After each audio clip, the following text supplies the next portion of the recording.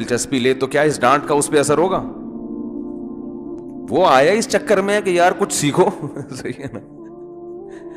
تو میں نے کہا یہ بیچارے بزرگ ڈپریشن کے علاوہ ان کو کچھ بھی حاصل, یہ جہاں اس کو موقع ملے گا نا فوراً پھر گھسے گا اس کے کام میں, اور ممکن ہے اندر سے اس کو کمیشن بھی دے رہا ہو کہ یار سائڈ بزنس یہ بھی چلتا رہے گا کہ ادھر موبائل بھی بیچتے رہیں گے, پان گٹکے کا خرچہ یہاں سے نکل آئے گا. یعنی یہ بھی نہیں کہ چھوڑ کے چلا جائے, بھائی پان گٹکے کا خرچہ تو یہاں سے نکل آئے گا, جیب خرچی پاکٹ منی تو ہو جائے گی, باقی اصل تو میں آیا ہوں تیرے سے کام سیکھنے کے لیے. تو چھپڑ میں اسی پان گٹکے میں ایک گٹکا اس کا بھی رکھا ہوا ہے اس نے. تو جو بات میں اصل کر رہا تھا وہ یہ کہ اس زمانے میں کوئی ذمہ داری لے لینا, امیر بن جانا, یہ اس میں آپ کو ٹینشن کے علاوہ کچھ بھی حاصل نہیں ہوگا. لوگ نہیں مانتے, بڑے ڈھیٹ ہیں, اور یہ ہر جگہ ہے, مسجدوں میں بھی ہے. مسجد کمیٹی کا کوئی صدر بن جائے, اب وہ اچھے طریقے سے چلے تو بھی امام سمیت, مؤذن سمیت, مقتدی سمیت سب گالیاں کس کو دیں گے؟ اس کو. اور اگر خراب چل رہا ہے پھر تو ڈبل گالیاں ملیں گی. ہر چیز کا ذمہ دار ٹھیک ہے کمیٹی کے صدر کو, ہر چیز کا ذمہ دار. پنکھا نہیں چل رہا اتفاق سے, اس دن پنکھا خراب ہو گیا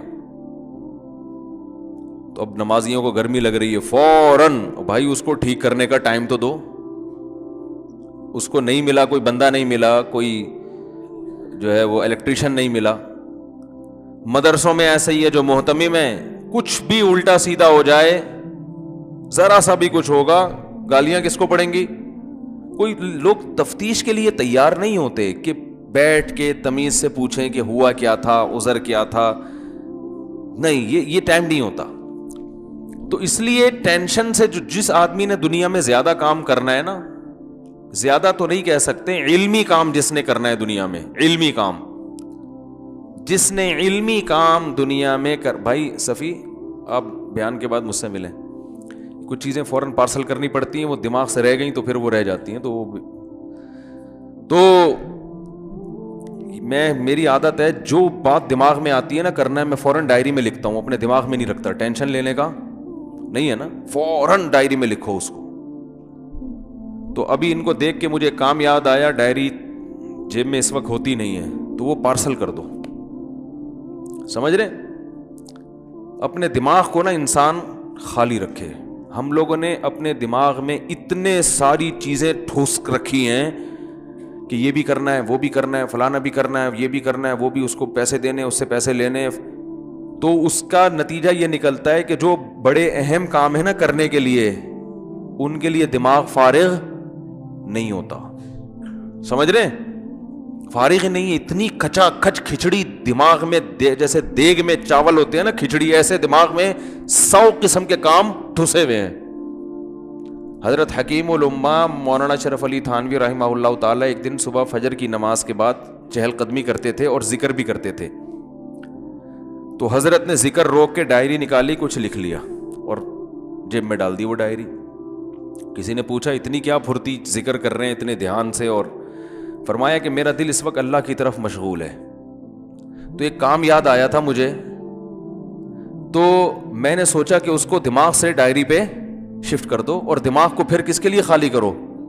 اللہ کے لیے. ورنہ وہ بار بار کام کیا کرے گا؟ پریشان.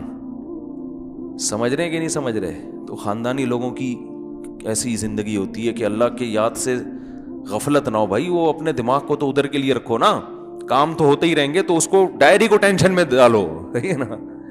ڈائری کو بولو یہ تمہاری ٹینشن ہے, یہ میری ٹینشن نہیں ہے. پھر کسی فارغ وقت میں انسان وہ ڈائری دیکھے کیا کیا کرنا تھا. تو میں یہ عرض کر رہا تھا کہ اس زمانے میں کوئی بھی کسی قسم کی ذمہ داری لیتا ہے نا, تو اس کو تو اچھا کرے تو بھی برا کہتے ہیں لوگ, برا کرے تو بھی برا کہتے ہیں. تو ہمارے حضرت یہ کیا کرتے تھے, سفر میں کہیں بھی جاتے تو امیر بنا دیتے کسی اور کو. جب کسی کو امیر بنا دیا تو اپنی ٹینشن اس کے حوالے. اب کیا کھلانا ہے, کس ہوٹل میں کھانا ہوگا, کہاں نماز ہوگی, ہاں بشرطے کہ نماز ایسی نہ کہ قضا ہی کر دے وہ, یہ تو پھر غلط ہے. یہ ساری ٹینشنیں اس کی ہے. اور پھر شریعت نے ہمیں حکم دیا ہے. ایک اشکال ہوگا نا اس پہ کہ یار ہو سکتا ہے وہ کوئی ایسی بات کا آپ کو حکم دے جو آپ کو سمجھ میں نہ آ رہی ہو, تو ٹینشن کم ہونے کے بجائے بولو نا یار بڑھے گی نا. وہ کہہ رہے آج ہم نے پالک کھانے ہیں, یا آج ہم وہ کھائیں گے, سبزی کھائیں گے, بھنڈی کھائیں گے ہوٹل میں. آپ کا دل چاہ رہا ہے بریانی کھانے کا, تو اس سے ٹینشن کم ہوگی یا بڑھے گی؟ یار بریانی کا موڈ تھا, اس نے بھنڈی کھلا دی. یہی ہوگا نا. کیا ہو گیا بھائی؟ تو اس کا طریقہ یہ ہے, وہ فرمایا کرتے تھے کہ ہمیں شریعت نے حکم یہ دیا ہے کہ جب کسی کو امیر بنا لو تو اسے مشورہ ضرور دو, مشورے پر عمل کرے ٹھیک ہے, نہیں کرے اس کی مرضی, پھر جو وہ حکم دے اس کو فالو کرو, ہے نا شریعت میں. اور شریعت نے ہمیں یہ بھی بتا دیا کہ پھر جب تم اس کی اطاعت کرو گے تو اسی میں خیر ہے, چاہے وہ تمہاری مرضی کے خلاف ہو یا تمہاری مرضی کے مطابق. تو اگر بریانی کھانے کا دل چاہ رہا ہے, بھنڈی آ گئی, تو پھر شریعت پر ایمان ہے کہ اسی بھنڈی میں اللہ نے خیر رکھی ہے. تو جب اللہ پر ایمان ہوگا نا تو وہ بھنڈی میں بریانی کا مزہ آ جائے گا. بہت مشکل ہے بھائی.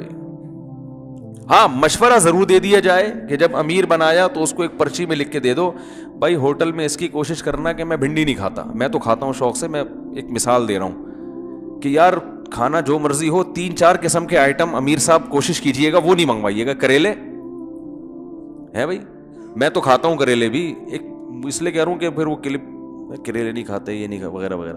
تو کچھ بھی آپ کو نہیں کھاتا, کوئی پرہیز ہے کسی چیز سے, بھائی امیر صاحب آپ جس کے لیے جو مرضی منگوائیں, لیکن میری ایک گزارش ہے کہ مجھے میٹھے سے پرہیز ہے. کوئی شوگر کا مریض ہو تو میٹھا ذرا ایسی چیز نہیں منگوائیے گا جس سے شوگر بڑھنے.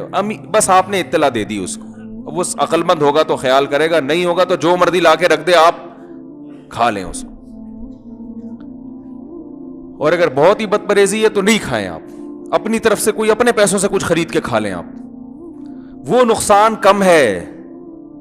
لیکن اگر کسی کو امیر نہیں بنایا اور اس میں جو اختلافات ہوں گے, نفرتیں پھیلیں گی, یا امیر کی اطاعت نہ کرنے سے جو نفرتیں پھیلیں گی, اس میں نقصان زیادہ ہے. تو حضرت فرمایا کرتے تھے ٹینشن سے بچنے کا طریقہ یہ, سفر میں کسی ایک کو امیر بنا دیا, اب آپ جانو آپ کا کام جانے, ہم اپنے کام میں لگے میں, جو مطالعہ تھا, جو ذکر تھا, تلاوت تھی. یہ ٹینشن کس کی ہے بھائی؟ کیا کھانا ہے, کہاں کھانا ہے, نماز کدھر پڑھنی ہے, یہ ٹینشن. وہ بیچارہ ٹینشن میں بیٹھا ہوا ہے, یار یہ گروپ کو میں نے اتارنا کدھر ہے بھائی, کون سے اسٹیشن پہ کدھر نماز پڑھنی ہے, ٹھیک ہے نا, کھانا کیا کھلانا ہے ان کم بختوں کو. اس کے دماغ میں تو یہی ہوگا نا, ٹینشن میں ڈال دیا. تو اب وہ ٹینشن میں آئے گا, سوال پیدا ہوتا ہے کہ وہ کہے گا مجھے کیوں, تو اس کو ثواب بتا دیا جائے کہ اس ٹینشن اٹھانے کا کتنا ثواب ہے, ٹھیک ہے نا. یہ جو آپ ٹینشن اٹھا رہے ہو نا, اپنے ساتھیوں کی فکر کر رہے ہو, اس کا بہت ثواب ہے. بلکہ میں تو کہتا ہوں اس زمانے میں فری میں کوئی کام نہیں کرنا چاہیے. جب کسی کو ذمہ دار بنایا جائے نا تو اس کی کچھ تنخواہ بھی رکھ دینی چاہیے کہ بھائی ساتھی آپ کو اس مینجمنٹ کے یہ پیسے دیں گے. میری ذاتی رائے تو یہ بھی ہے کہ مسجد کمیٹیوں میں جو صدر یا انتظامیہ ہے, کچھ نہ کچھ تنخواہ ان کی بھی ہونی چاہیے. زیادہ نہ ہو کہ وہ اسی کا بزنس بنا لیں, کچھ نہ کچھ, کیونکہ جس کام کے پیچھے پیسے نہیں ہیں اس کام کے پیچھے آپ کسی کو پکڑ نہیں سکتے. سمجھ رہے ہیں کہ نہیں سمجھ رہے؟ پھر پکڑ بھائی آپ نے یہ کام کیوں نہیں کیا, آپ کو اس کی تنخواہ ملتی ہے, آپ نے یہ کیوں نہیں کیا, آپ کو اس کی. ہوتا یہ ہے کہ وہ چونکہ فی سبیل اللہ سارے کام ہو رہے ہوتے ہیں, اس کے دو نقصان ہوتے ہیں کہ نمبر 1 کام ہو نہیں رہے ہوتے, سمجھ رہے ہیں نا, کام ہوتے ہی نہیں ہے. پھر جب ہوتے ہیں تو ہر آدمی کہتا ہے میں نے کیا, یا میری پتہ ہی نہیں چل رہا ہوتا کیا کس نے ہے یہ.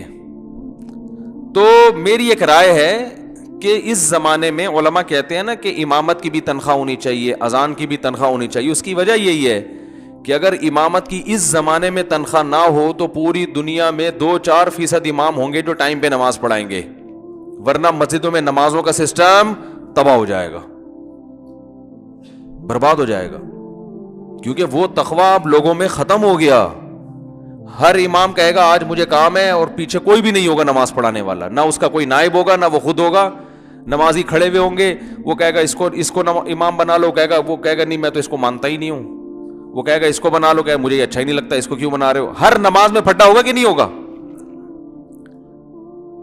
صحابہ کے دور میں اماموں کی تنخواہیں نہیں ہوتی تھی، تقویٰ تھا، للہیت تھی. اس زمانے میں نہیں ہو سکتا. یہ بہت کم لوگ ہیں جن میں یہ تقویٰ للہیت ہے، لیکن ممکن نہیں ہے. تو علماء نے اسلام کو تباہ ہونے سے بچانے کے لیے فتویٰ دیا کہ بھئی قاری کو بھی تنخواہ لینی چاہیے جو بچوں کو قرآن پڑھا رہا ہے، تاکہ وہ اپنے آپ کو دوسرے کاموں سے بھی فارغ کر سکے، گھر بھی چلا سکے. امام کو بھی تنخواہ لینی چاہیے، مؤذن کو بھی تنخواہ لینی چاہیے. سمجھ رہے کہ نہیں سمجھ رہے؟ جو مدرسوں میں بخاری پڑھا رہے ہیں ان کو بھی تنخواہ لینی چاہیے، تاکہ حدیث کا علم پھیلتا رہے. ہاں چند لوگ دنیا میں ایسے ہیں جو بغیر تنخواہ کے بھی کرتے ہیں کام. ہم نے اپنے مدرسوں میں دیکھا ہے بعض اساتذہ نہ صرف یہ کہ تنخواہ لیتے نہیں ہیں بلکہ الٹا دیتے ہیں. وہ پڑھا بھی رہے ہیں اور دے بھی رہے ہیں، لیکن ایسے لوگ مارکیٹ میں شارٹ. تو ابھی ہمیں ہول سیل کے حساب سے لوگ چاہیے، یہ شارٹ لوگ چاہیے؟ بھائی دین کا علم تو اتنی آبادی بڑھ چکی ہے نا، لوگ زیادہ چاہیے. لوگ کہتے ہیں وہ فلاں بھی تو بغیر تنخواہ لیے کام کر رہا ہے تو باقی کیوں نہیں کرتے؟ تو فلاں جیسے 4-5 ہوں گے نا. تو اس لیے یہ ضروری ہے. تو امیر بنا کے اس کو تنخواہ بھی دی جا سکتی ہے. خیر یہ بات کہاں سے کہاں پھیل گئی. جو میں اصل بات کر رہا تھا وہ یہ کر رہا تھا کہ جب بھی سفر میں جایا کریں کسی کو امیر بنا دیا کریں. مشورہ وہ سب سے لے گا، فیصلہ اس کا حرف آخر.